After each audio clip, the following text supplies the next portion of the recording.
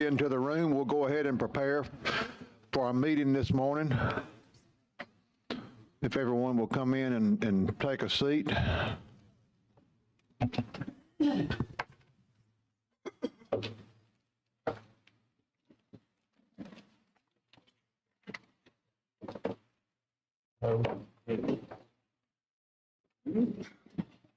We need a few more people to warm this room up, since the heat's not going to do it.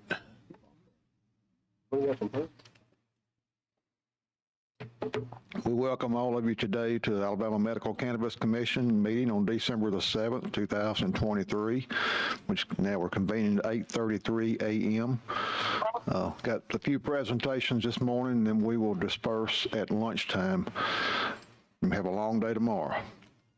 So I'll ask Mr. John McMillan to have the roll call. We do have a few members on a Zoom call. Mr. McMillan. Chairman Vaughn. Here. Dr. Zaleski. Here. Dr. Blakemore. Mr. Gamble. Here. Dr. Martin is unable to be with us. Dr. Zaleski, can you hear me? Yes, sir. Thanks. Yeah. Dr. Jensen. Here. Ms. Skelton. Judge Price. Ms. Hatchett. Mr. Harwell. Here. Dr. Saflarsky. Dr. Harvey. Here. Mr. Robinson. Here. We have a quorum, Mr. Chairman. Thank you, Mr. McMillan. Hey. There's somebody else.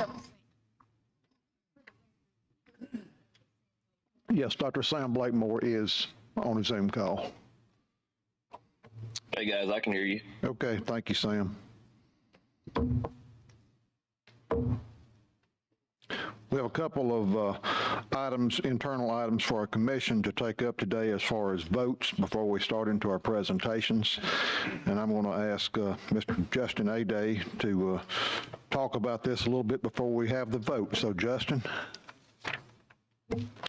Thank you, Mr. Chairman. We have two decision items on the agenda for today, and that is final approval of some rulemaking and rule changes that you all adopted at your October 12th meeting. As you will recall, on October 12th, there were three decision items that you considered with respect to rulemaking. One was the adoption of a new emergency rule that became effective once adopted.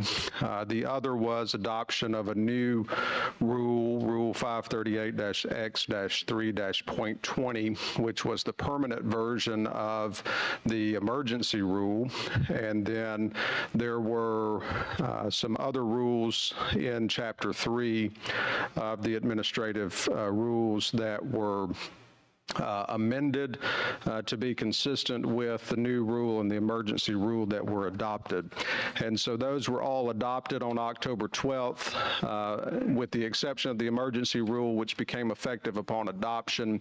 The permanent new rule and rule changes were sent through the process with the Legislative Services Agency. They have gone through the public notice and comment period that's required by statute, and that comment period ended on Monday, December 5th, or yesterday. Let's see, I'm losing track of days. It ended on December 5th, whatever day of the week that was. Tuesday, I believe it was. So the public comment period ended on December 5th.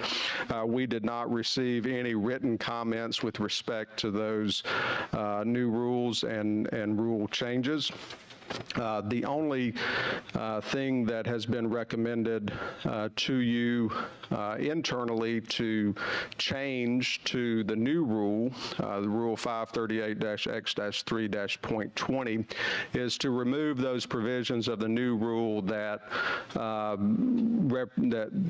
reference third-party scoring and applicant opportunities with respect to that scoring, and that is to make the rule consistent consistent with the order that was entered by the Montgomery County Circuit Court and consistent with your actions since then in compliance with that order entered by the court. So you have before you in your packet the new rule, Rule 538-X-3-.20, with a red line of the removal of those scoring provisions.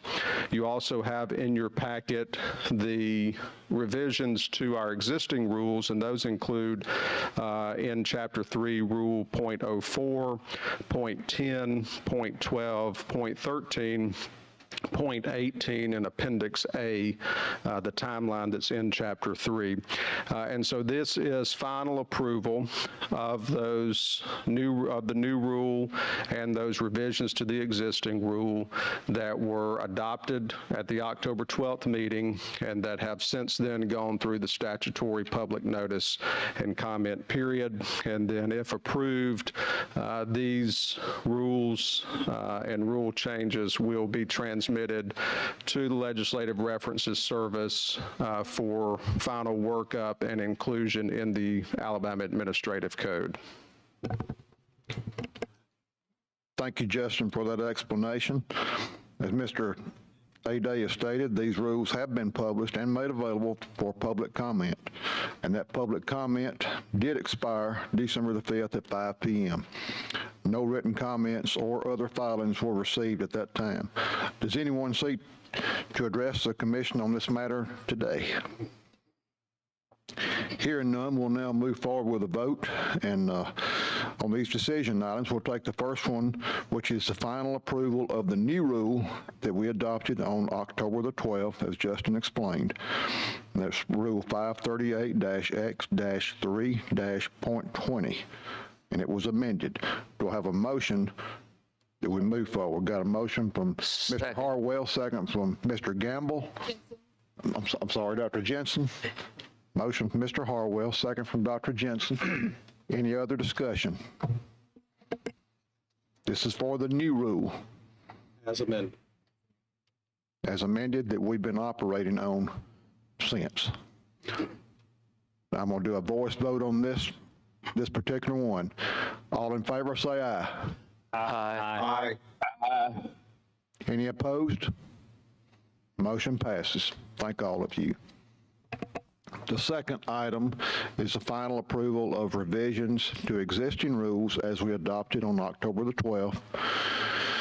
These are item 1, 2, 3, 4, 5, and 6 that Justin just mentioned.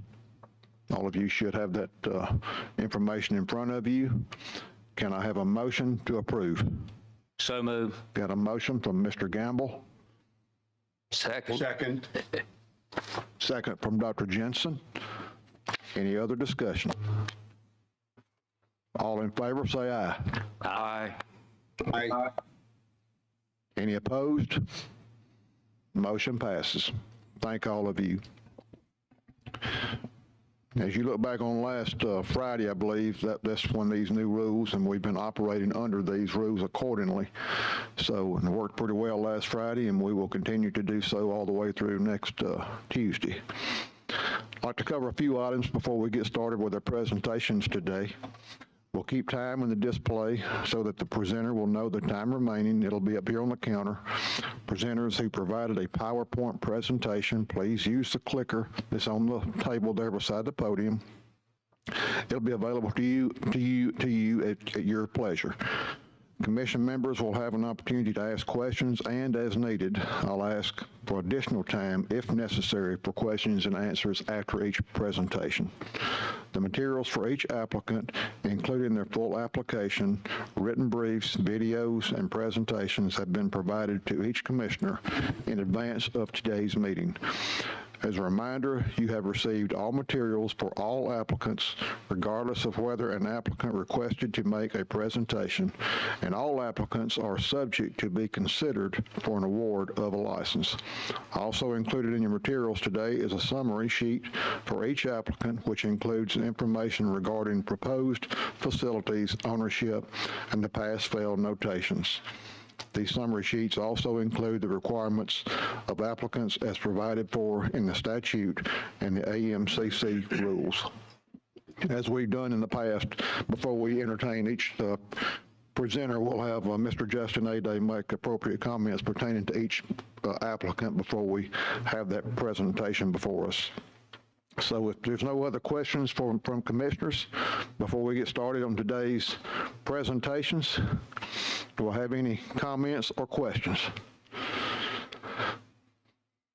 Justin, if you don't mind, give us the appropriate comments related to Verano, Alabama and LLC.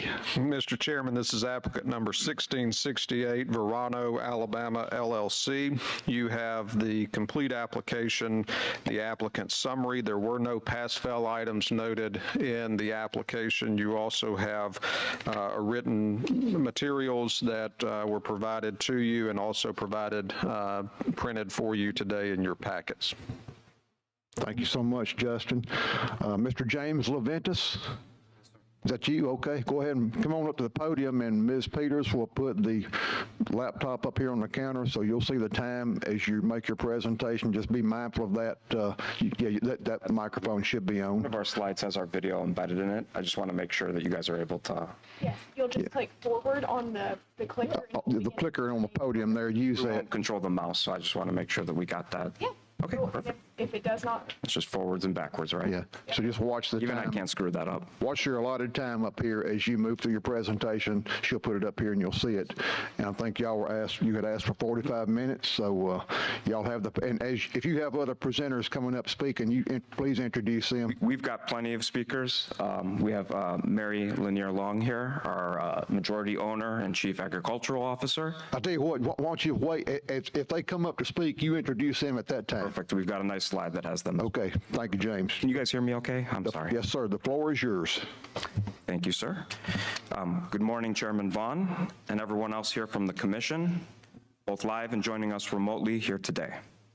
My name is James Leventis, and I'm Chief Compliance Officer for Verano, Alabama, a joint venture partnership that brings together Mary Lanier Long, an industrial hemp farmer with over 50 years of local agricultural experience, and Verano Holdings, one of the nation's largest and most experienced cannabis operators, and a company that has successfully partnered with countless states to help get their new medical programs off the ground and running. From the bottom of my heart, I thank all of you for providing us this forum to demonstrate, live and in person, our company's passion and commitment to serving Alabama medical patients and contributing to the long-term success of this medical cannabis program. 45 minutes is certainly not anywhere near enough time to summarize our application and highlight all the amazing achievements our company has attained over the years. But as you can see here, we did bring a team today to focus on a few key areas that we believe are going to be critical to guide your decisions of which applicants are best suited to support this program, both in terms of a quick and successful launch in the coming weeks, but also importantly as long-term partners to ensure the Alabama medical program continues to thrive for years to come thereafter. Our goal here today is to show why Verano is an ideal candidate to help launch this program with you.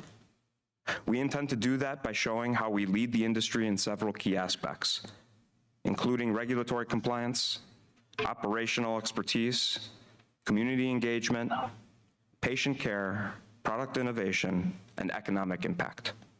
However, we do not plan to stand up here and make you blind promises or put forward an untested business plan that simply looks good on paper. Rather, we are committing to the things that we have already accomplished in the past, over and over again across the nation, and intend to fully replicate with similar success here in Alabama shortly. Our company's commitment to Alabama is clear. We believe being awarded a license is a privilege, and we intend to keep our promises to deliver for the patients of Alabama. We have deep experience, which should come out as our team members come up later today to outline our business plan, with a core focus on operational excellence, financial stability, community engagement, career development, and environmental sustainability. Plainly stated, we are ready, willing, and able to roll up our sleeves and get this industry started with you. Before I turn it over to our team members, I'd like to take a quick second to provide a brief overview of Verano's national footprint and our demonstrated history of success. Our geographic presence currently spans 13 states. We support the development of nearly 4,000 careers across our workforce, and we'll do the same for the estimated 450 Alabama team members we plan to hire locally here. We manufacture only the highest quality, pharmaceutical-grade products that are trusted by 700 different accounts across our wholesale business. We have 14 active cultivation and processing facilities operating today with over 1 million square feet of active cultivation. We also have 136 operational dispensary locations, with 73 and counting next door in Florida alone.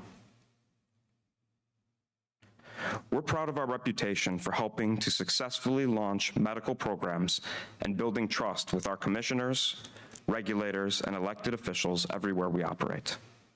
It's often said a picture is worth 1,000 words, so we wanted to provide a few recent pictures from our existing facility ribbon cuttings. Pictured here, as you can see, is Governor Murphy in New Jersey, Lieutenant Governor Beiswitz in Connecticut, Executive Director and President of CANRA, Will Tilburg in Maryland, and the Pennsylvania State Police during one of our compliance presentations. To draw our attention back to Alabama, we intend to leverage our national expertise and decade-plus experience to benefit Alabama patients on day one. We will deploy our capital, expertise, infrastructure, and personnel in Alabama. Our team is 100% ready. At Verano, when we make promises, we keep them. We've launched initial medical programs in 5 diverse states across the country. Now, here in Alabama, we've committed to investing an initial $30 million for the infrastructure needed to launch our business. But our company also carries the ability to expand well beyond that as the program and our business continue to develop over time. That last part is important to note, and I want to stress that this is an initial commitment. It is absolutely going to require further, ongoing investments over time to make this a lasting, viable business enterprise. Florida and Illinois are excellent test cases. Like here in Alabama, we committed to building large, state-of-the-art cultivation centers in both those states. In fact, we never even consider developing new facilities utilizing ineffective greenhouses or pod models anymore. That's especially true in hot and humid climates like Alabama, because we've learned over the years that the quality of medicine suffers when you cut corners, and the patients notice. We certainly did not stop our investments at $15 or $30 million in those states. Instead, as you'll see on the chart that's in front of you, we've actually invested over $250 million in infrastructure between Florida and Illinois alone to date. Ohio is another excellent example that you'll see on here. There, we were awarded one of the initial craft grow licenses by the state in 2018. Now, this is a tiny version of what we intend to operate here in Alabama due to the license that we have out there. Yet, even in Ohio, because we commit to only building the highest caliber, state-of-the-art, fully indoor cultivation facilities, we've still invested over $23 million and counting in that state in order to produce medicine that meets our exceedingly lofty standards of care and quality. The point here that I'm trying to bring is that we will bring this same level of commitment and ongoing investment to Alabama. And the quality of medicine we end up putting onto the market will reflect that wholesale investment.